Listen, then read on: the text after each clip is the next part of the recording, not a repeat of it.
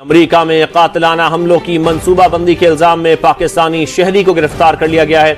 अमरीकी महकमा इंसाफ के मुताबिक मुलजिम आसिफ मर्चेंट मुबैना तौर पर ईरानी हुकूमत के लिए काम कर रहा था। तार साहब, बहुत बड़ी डेवलपमेंट हुई है अमेरिका के अंदर कि एक पाकिस्तानी शख्स, उसका नाम आसिफ मर्चेंट है, उसको न्यूयॉर्क में गिरफ्तार कर लिया गया और कहा जा रहा है कि वो अमेरिका के अंदर सियासी लोगों को टारगेट करना चाह रहा था। उसने को $5,000 के करीब कोई रिश्वत भी वहां पे किसी को दी, लेकिन इससे पहले कि कुछ होता वो निकल रहा था कि इंडियन अमेरिकन इंटेलिजेंस ने उसको पकड़ लिया। हर एक बुरी चीज के पीछे एक पाकिस्तानी होता है दोस्तों, हर एक बुरी चीज के पीछे। कहीं बाढ़ आ जाए, सूखा पड़ जाए, मैं बता रहा हूं, आप ढंग से खोजेंगे आपको पाकिस्तानी मिलेगा। ये लोग अच्छी चीज तो कर नहीं पाते। दो ही इनके एक्सपोर्ट है भैया, एक गधा, एक आतंकवादी, क्योंकि यही प्रोड्यूस कर रहे हैं लोग भारी मात्रा में। आतंकवादी प्रोड्यूस कर रहे हैं, गधा प्रोड्यूस कर रहे हैं। ने दावा किया है कि आसिफ रजा मर्चेंट नामी पाकिस्तानी शहरी ईरान के ईमा पर अमेरिका में जनरल कासिम सुलेमानी की हलाकत का बदला लेना चाहता था और इसके लिए आसिफ मर्चेंट ने अमेरिका में किराए के कातिल भी भर्ती किए। अमेरिकी प्रोसिक्यूटर्स की जानिब से यह मामला इस वक्त अमेरिका की अदालत में जेर समाअत है। क्या ये बात पता नहीं थी पाकिस्तान को कि आपका एक आदमी बड़े असैसिनेशंस कराने जा रहा है? ये बात पता नहीं थी? मैं नहीं मान सकता। वर्ल्ड की नंबर 1 एजेंसी को कुछ तो जरूर पता होगा। चीमा साहब, इस बंदे ने सत्यानाश करके रख दिया पाकिस्तानी अमेरिकन का। यहाँ पे इसने तसल्ली कर दी। इसने, मैं आपको बताना चाहूंगा कि हम जैसे लोग जो कि भाग कर यहाँ पे रिफ्यूज लेकर बैठे हैं, जब भी यहाँ पे कोई इस तरह का हादसा होता है, यकीन करें, पिछले 35 साल से हम दुआएं मांगना शुरू कर देते हैं कि या मेरे मालिक किसमें कोई पाकिस्तानी ना हो, कोई मुसलमान ना हो। एक हिटमैन एक गनमैन को रिक्रूट कर रहे थे भाई साहब, और ये पकड़े गए। एक्चुअली जिसको ये रिक्रूट करना चाह रहे थे वो एक अंडरकवर एजेंट था, यानी कि सरकार का आदमी था, लेकिन वो ऐसे ही हिटमैन बन के घूम रहा था। इसने $5,000 उसको दिए, तब इसको धर लिया गया। अमरीकी सियासतदान या सरकारी अफसरान के कत्ल की मुबैना साजिश के इल्जाम में अमरीका में पाकिस्तानी शहरी आसिफ मर्चेंट पर फर्द जुर्म आयद कर दी गई है। अदालती दस्तावेज के मुताबिक 46 साल आसिफ मर्चेंट ईरान में वक्त गुजारने के बाद पाकिस्तान से अमरीका आया था ताकि साजिश पर अमल के लिए लोग भर्ती कर सके। साहब, बहुत बड़ी डेवलपमेंट हुई है अमेरिका के अंदर कि एक पाकिस्तानी शख्स, उसका नाम आसिफ मर्चेंट है, उसको न्यूयॉर्क में गिरफ्तार कर लिया गया और कहा जा रहा है कि वो अमेरिका के अंदर सियासी लोगों को टारगेट करना चाह रहा था। उसने को $5,000 के करीब कोई रिश्वत भी वहां पे किसी को दी, लेकिन इससे पहले कि कुछ होता वो निकल रहा था कि इंडियन अमेरिकन इंटेलिजेंस ने उसको पकड़ लिया। कहा जा रहा है कि ये पाकिस्तान के लिए बहुत बड़ा सेटबैक है और अक्सर पाकिस्तान इन चीजों में सामने आता है और पाकिस्तानी लोग मुलव्वस पाए गए हैं।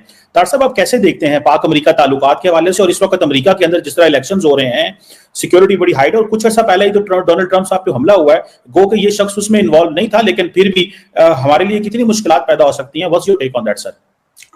चीमा साहब, इस बंदे ने सत्यानाश करके रख दिया पाकिस्तानी अमेरिकन का। यहाँ पे इसने तसल्ली कर दी। इसने, मैं आपको बताना चाहूंगा कि हम जैसे लोग जो कि भाग कर यहाँ पे रिफ्यूज लेकर बैठे हैं, जब भी यहाँ पे कोई इस तरह का हादसा होता है, यकीन करें, पिछले 35 साल से हम दुआएं मांगना शुरू कर देते हैं कि या मेरे मालिक किसमें कोई पाकिस्तानी ना हो, कोई मुसलमान ना हो।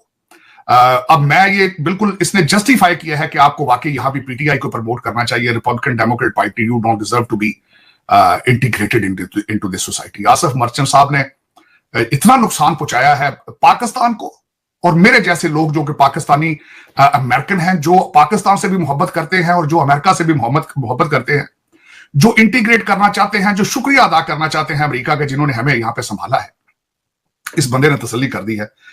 इस पे जितना भी दुख किया जाए कम है। इस बंदे ने वज़ियती की, इस बंदे ने सख्त। चीमा साहब देखें, और इतने इमेच्योर हैं ये लोग, कितने इमेच्योर लोग हैं कि $5,000 में यार तुम मरवाना चाहते हो लीडर, या 3 बंदे 3 जाकर रेस्टोरेंट में खाना खाएं, $5,000 बिल आ जाता है। इतना सस्ता सारा कुछ हो जाना था।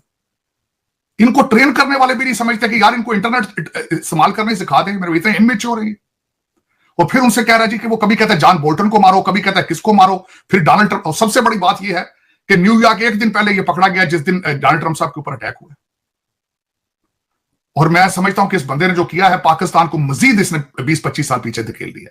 अब रिलेशनशिप आप कह रहे हैं पाकिस्तान अमेरिका के कैसे होंगे, कहां होंगे, वो मैं पहले भी अर्ज करना चाहता हूं चीमा साहब, आपके रिलेशनशिप नीड बेस पे है, आपके रिलेशनशिप डॉलर बेस पे है, आपको टेररिज्म के लेंस से ही देखा जाता है। पहले आसिफ मर्चेंट ने उस फॉरेन पॉलिसी को क्या नुकसान पहुंचाना है जो एग्जिस्ट ही नहीं करती, इसने क्या नुकसान पहुंचाना था आपको? ये उसी लेंस से जिस तरह पहले देख रहे थे टेररिज्म के हवाले से, एक अनऑर्गेनाइज्ड रिलीजन, एक रोग स्टेट, उसी तरह देखते रहेंगे। आपको और क्या देखना है इन्होंने?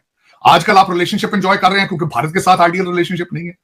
You are lovey dovey, $7 billion आएगा, वो दुबई कनाडा चला जाएगा, और आप उनके साथ साथ हैं। इससे बड़ा और आसिफ मर्चेंट ने उस पर क्या नुकसान पहुंचाना था? इसने नुकसान तो मेरे जैसे लोगों को पहुंचाया।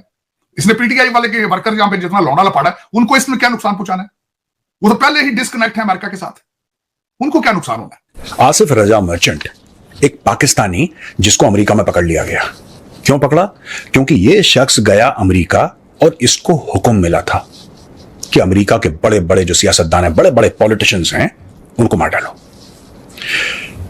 अच्छा, जब ये पन्नू का केस आया और निज्जर का केस आया तब पाकिस्तानी मीडिया बहुत भौंक रहा था। लगातार भौंक के इन्होंने अपना गला बैठा लिया और बोला कि साहब ये देखो, भारत तो ये करता है, भारत तो ये करता है, भारत तो ऐसा करता है, भारत तो ऐसा करता है।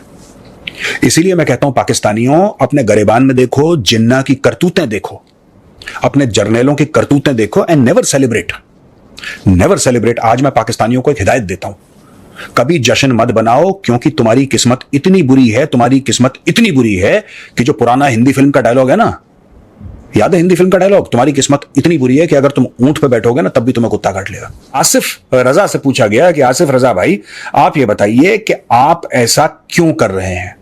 आप अमेरिका में आके इन सब बड़ी बड़ी पॉलिटिकल हस्तियों को, जो राजनीतिक लीडर हैं, उनको आप क्यों मारना चाहते हैं? आपका मकसद क्या है? तो इन्होंने बोला है कि जो भी पाकिस्तान या मुस्लिम दुनिया यानी कि उम्मा, जो भी पाकिस्तान और उम्मा के खिलाफ काम करेगा मैं उसको मार दूंगा।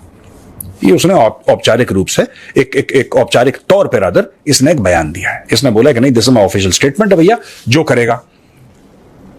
और फिर बोला कि ये सब लोग नॉर्मल लोग नहीं है, आम लोग नहीं है, गंदे लोग हैं, मैं इनको मारूंगा। अब पाकिस्तानी है, कोई पाकिस्तानी ये तो नहीं बोलेगा ना कि मैंने सॉफ्टवेयर बनाई है, कोई पाकिस्तानी ये तो नहीं बोलेगा कि मैंने वैक्सीन बनाई है, कोई पाकिस्तानी ये तो नहीं बोलेगा ना कि ये इलेक्ट्रिकल कार है मैंने बनाई है जो कि 2000 किलोमीटर एक चार्ज पे चलते। ये सब पाकिस्तानी थोड़ा ना करते हैं। मार देंगे, जज्बे वाली कौम है, कलमा पढ़ के मुल्क बना था, काट देंगे, गजवा हिंद, यही सब इनके बच्चों को आता है, यही सब इनके माँ बाप को आता, सब ऐसे ही है कि थाली के चट्टे बट्टे। ये देख लो। अच्छा, जो मर्चेंट है इसकी इसके दो परिवार हैं इसके, यानी कि 2 जगह शादी हुई और 2 जगह इसके बच्चे हैं, और दोनों पैरेलल चल रहा है इसका मैटर। तो इसका एक घर बसा हुआ है इसका ईरान में, जहां पे इसकी बीवी और 4, 5, 6 पता नहीं कितने बच्चे हैं इसके, और एक इसकी बीवी पाकिस्तान में है, उसके साथ भी पता नहीं इसके कितने बच्चे, लेकिन मतलब he is maintaining 2 house holds simultaneously.